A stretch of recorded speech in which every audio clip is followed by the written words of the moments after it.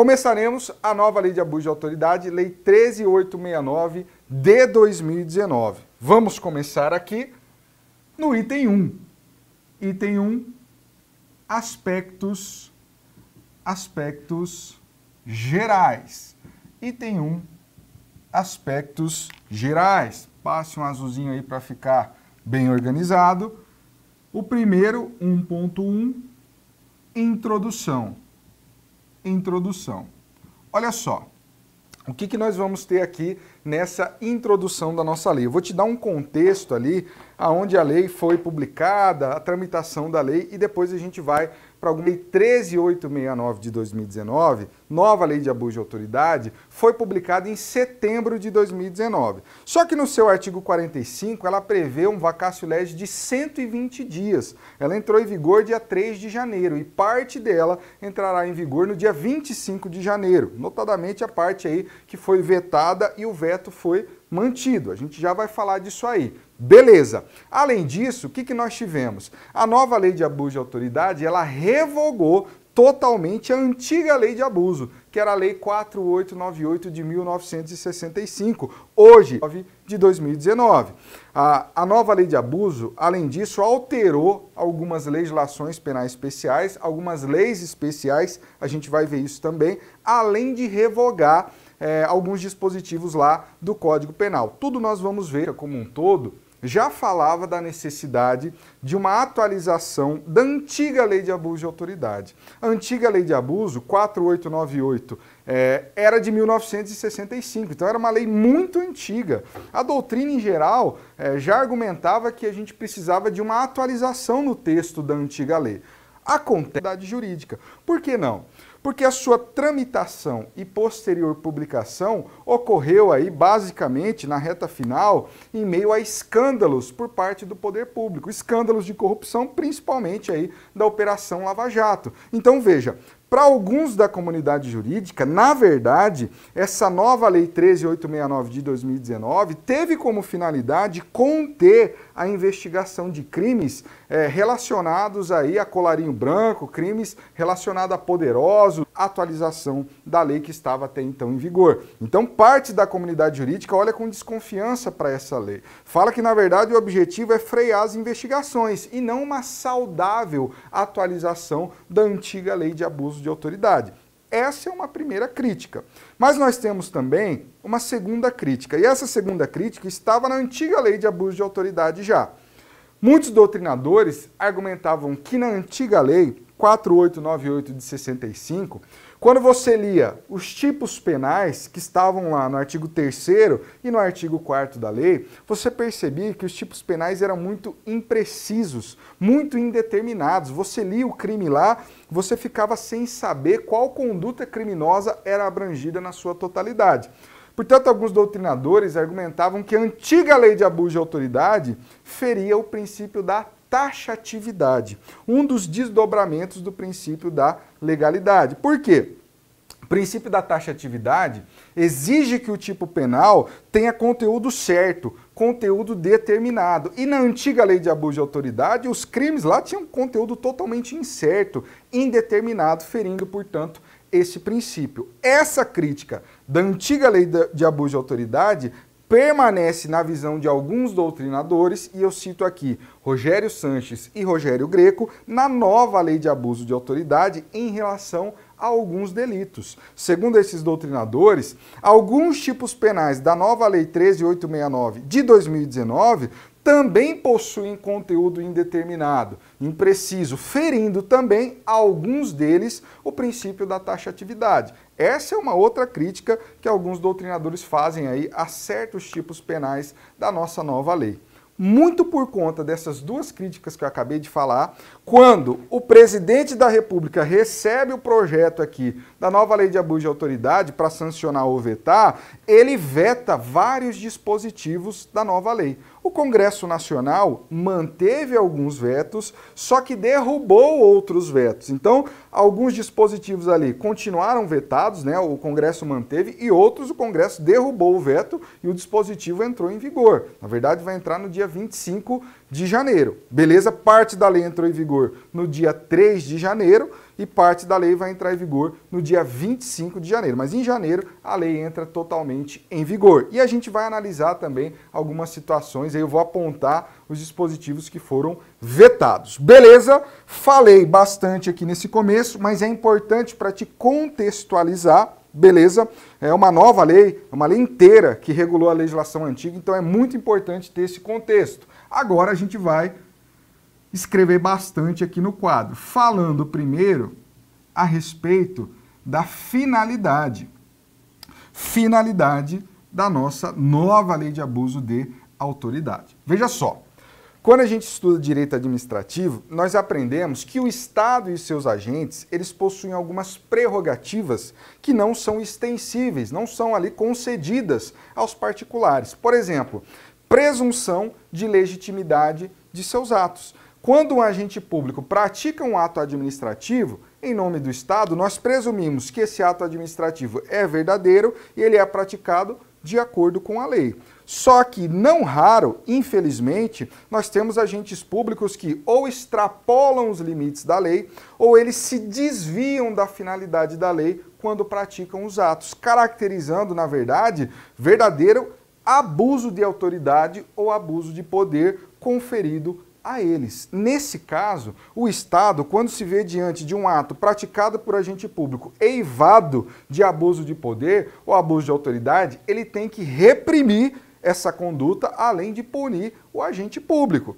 Várias normas do nosso ordenamento jurídico têm esse objetivo, na área administrativa, na área criminal. Por exemplo, lei de improbidade administrativa, que tem ali dispositivos que visam coibir atos praticados por agentes públicos que abusem aí do seu poder, né, se desviem da finalidade da lei ou extrapolem os limites legais. Nós temos também os crimes contra a administração pública, lá da parte especial do Código Penal, que pelo menos de forma indireta visam também coibir atos de abuso de autoridade que configurem crimes contra a administração. Antigamente nós tínhamos a Lei 4898 de 65, antiga Lei de Abuso de Autoridade, que, como você já sabe, foi revogada pela nova Lei 13869 de 2019, que, nas palavras de Rogério Sanches e Rogério Greco, tem como finalidade básica modernizar a prevenção, modernizar a prevenção e repressão aos comportamentos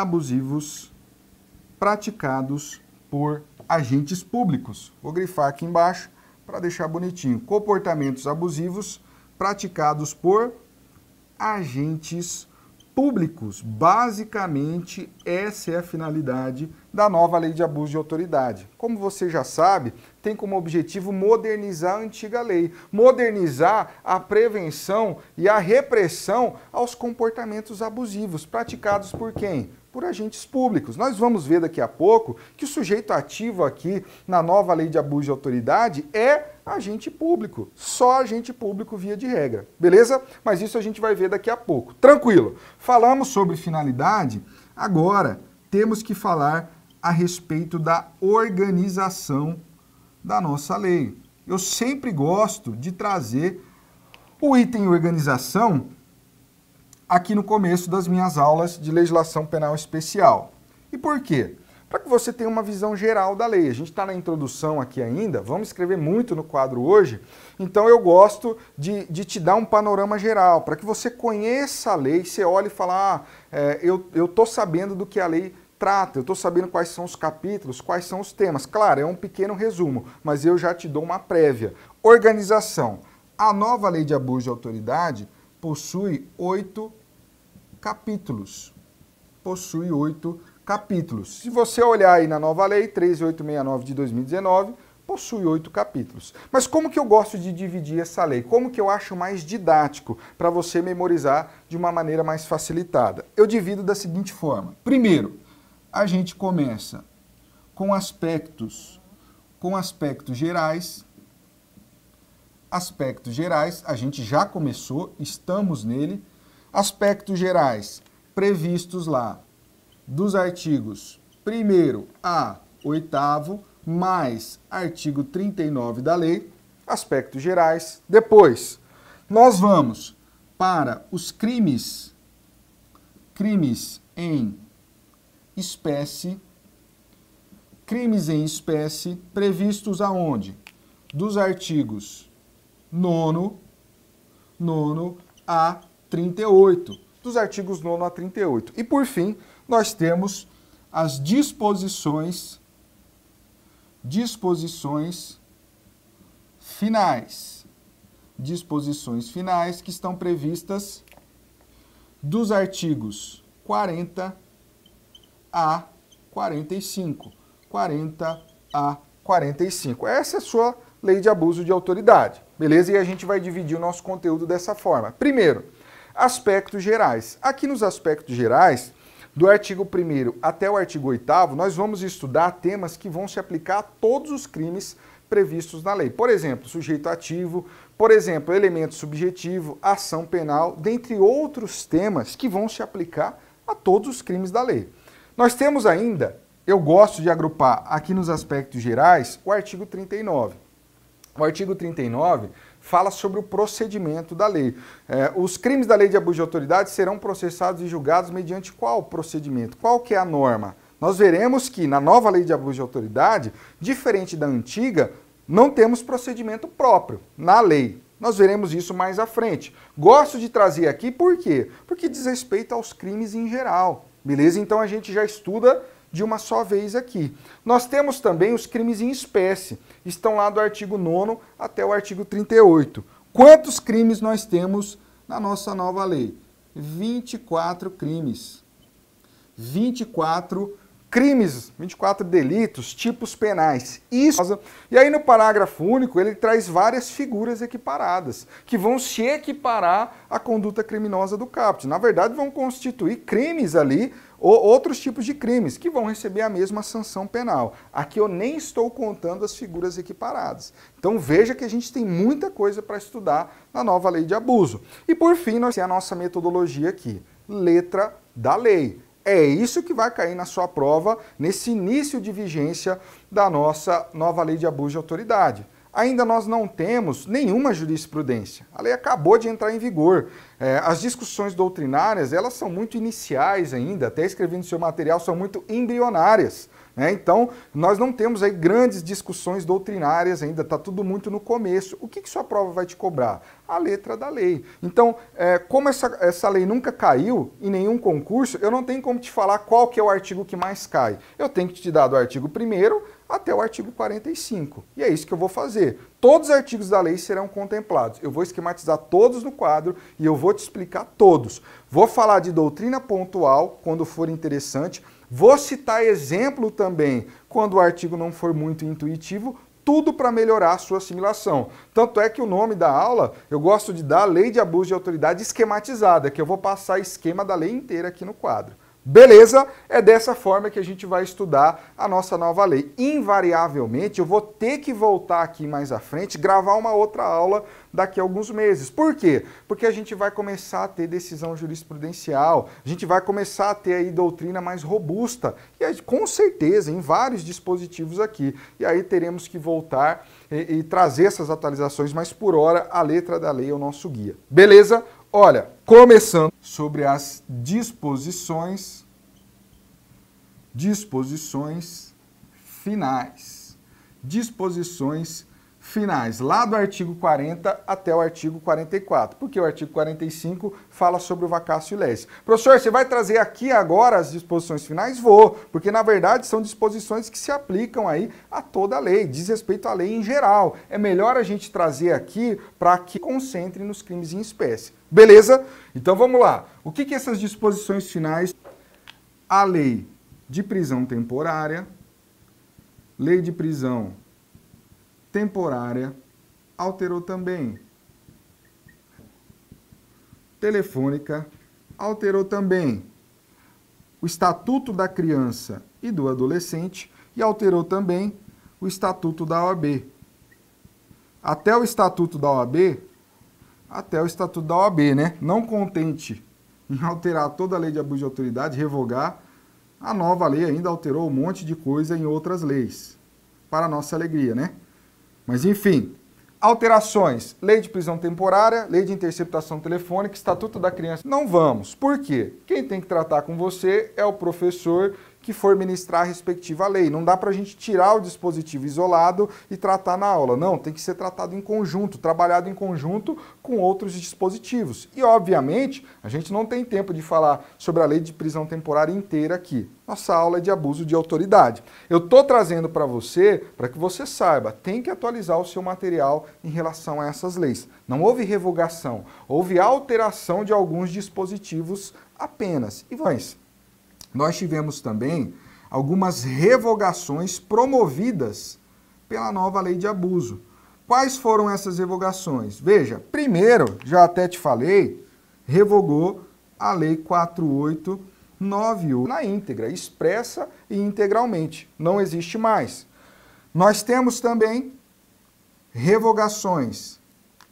Artigo nosso Código Penal. Revogado? Revogado. Além disso, nós temos uma última aqui revogação, que é a do artigo 350 do nosso queridíssimo Código Penal. Beleza. Ó, artigo 150, parágrafo 2º. Aqui foi revogado apenas o parágrafo 2º do artigo 150. O artigo 150 é o crime de violação de domicílio. O crime em si não foi de pena, no caso ali do sujeito ativo ser, no passado, né, funcionar. 150 do Código Penal, violência arbitrária ou abuso de poder, esse delito foi revogado como um todo. Aí sim, o artigo 350 como um todo. Olha, isso aqui é interessante. Por que que é interessante? Porque no caso aqui do artigo 150, parágrafo 2º do Código Penal, na antiga lei de abuso de autoridade, 4898 de 65, nós tínhamos a discussão, né, no passado bem recente, né, porque a lei acabou de ser revogada, mas no passado, aí o artigo 150, parágrafo 2º do Código Penal. Hoje a gente não tem nem mais discussão, porque a nova lei foi lá e expressamente revogou. Beleza, melhor para o nosso estudo. Mas veja, mais interessante ainda é o artigo 350 do Código Penal. Na antiga lei de abuso, lei 4898 de 65, também nós tínhamos essa discussão. A maioria da doutrina entendia que a antiga lei de abuso tinha revogado o crime do artigo 350 do Código Penal. Exercício arbitrário. O que acontece? O STF tinha uma decisão onde ele entendia que, na verdade, a antiga lei de abuso de autoridade não tinha revogado o artigo 350 do Código Penal. Isso causava muita dúvida, principalmente aí nas provas de concurso. Isso acabou. Melhor para nós. Por quê? Hoje, a nova lei de abuso de autoridade expressamente revogou o artigo 350 do Código Penal. Por isso que é importante eu trazer as alterações e as revogações. Às vezes o aluno fala, mas está falando de alteração de outra lei, revogação de outro dispositivo? Pois é, mas impacta uma discussão doutrinária que se arrastava durante anos e agora cessou. Revogado expressamente aqui pela nossa nova lei de abuso de autoridade. Beleza? Para a nossa alegria também. Fechamos aqui esse ponto. Agora, vamos começar o item 1.2. Item 1.2. Aqui analisaremos os sujeitos do crime e características gerais. Características gerais. Beleza. Aonde está isso? Artigo 1º e artigo 2º da nossa nova lei de abuso de autoridade. Risque aí em azulzinho para ficar bonitinho, né?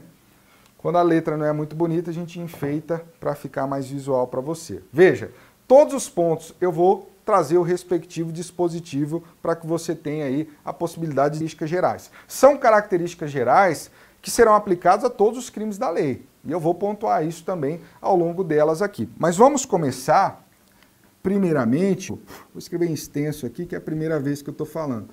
Sujeito, qual que é o sujeito ativo, ou quem é o sujeito ativo na nova lei de abuso de autoridade, ou seja, quem pode cometer crime da nova lei de abuso de autoridade? Será que qualquer pessoa? Não. Somente pode cometer crime da lei se for agente público. Então, somente agente público, em regra, comete crime aqui da nova lei de abuso de autoridade. Portanto, devemos concluir que estamos diante de um crime próprio.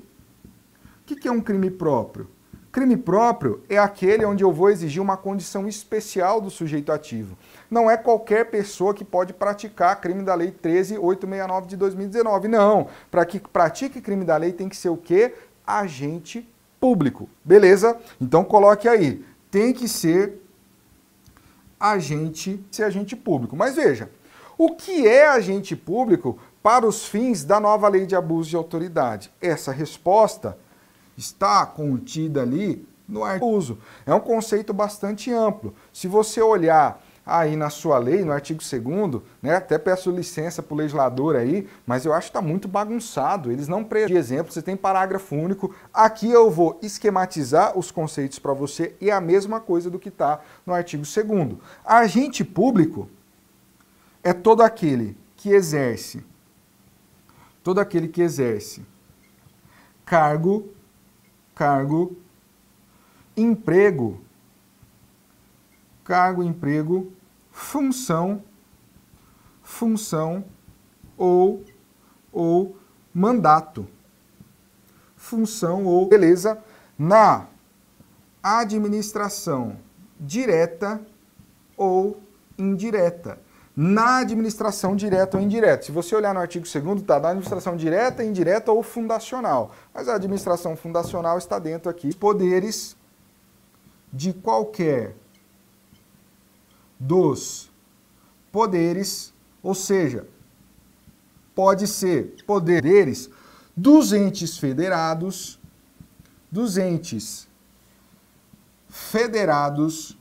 ou territórios. O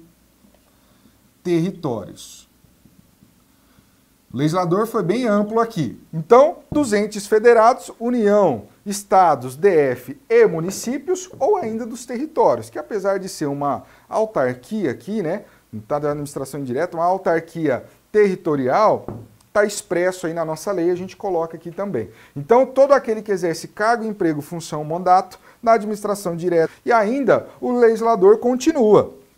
Ele quer ser bem exaustivo aqui.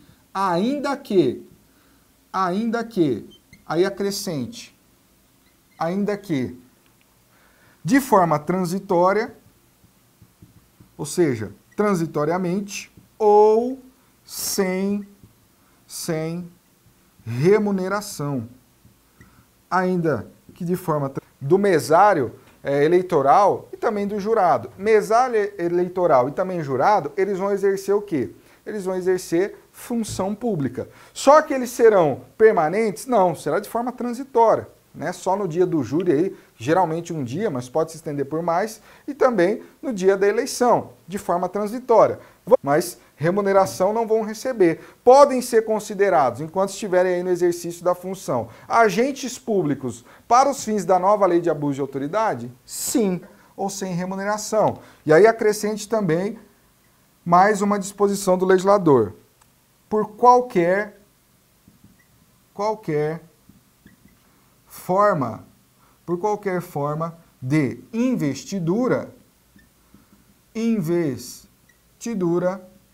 ou vintratação, designação, eleição, tanto faz. Qualquer forma de investidura ou vínculo. Então perceba que o nosso conceito de agente público para a lei de abuso de autoridade aqui é muito amplo. É bem amplo, beleza? E você tem que saber isso. Duas observações. Primeiro, quando você olha nos incisos do artigo 2º, ali o legislador trouxe exemplos do que seria aí agente público, né? Só que trata-se de um rol exemplificativo. Na verdade, nem precisava conter isso aí. Basta se encaixar na definição aqui que eu trouxe para vocês, que é a do artigo 2º, só que de forma... O legislador trouxe alguns exemplos. Então, os incisos do artigo 2º são exemplos. É um rol encaixar qualquer pessoa que exercer aqui na forma do artigo 2º, na forma que eu trouxe para você, será considerado agente público e pode ser sujeito ativo aqui da nova lei lei de abuso de autoridade. Nos incisos do artigo 2º está lá, é membro do Poder Executivo, membro do Poder Legislativo, são há vários outros também, como eu disse, é um rol exemplificativo. Segunda observação, veja, isso aqui é muito interessante. Via de regra, qualquer dos crimes da lei, do artigo 9º até o artigo 38, onde estão os crimes, podem ser cometidos por qualquer agente público aqui na forma do que eu trouxe no quadro, né? Qualquer um que se enquadrar nesses conceitos que eu trouxe aqui. Só que cuidado, alguns tipos penais vão restringir um pouco mais o sujeito ativo. Não será qualquer agente público que poderá cometê-lo, mas sim determinada categoria, determinada ali, espécie de agente público. Por exemplo, cito um só para que a gente possa visualizar. O primeiro crime do artigo 9º que a gente vai estudar. No crime do artigo 9º, o sujeito ativo tem que ser a autoridade judiciária, juiz, desembargador ou ministro. Então veja, é agente público? É, mas não é qualquer agente público. Os da lei vão fazer essa restrição. A gente vai ver isso crime a crime. A gente vai pontuar certinho para você. Mas veja, o que importa é você olhar para o tipo penal que tiver a atribuição de praticar a conduta aqui prevista no tipo penal. E eu vou falar isso para vocês também ao longo dos crimes. Beleza, tranquilo, mas via de regra próprios, beleza? Não se esqueça disso. Fechamos aqui.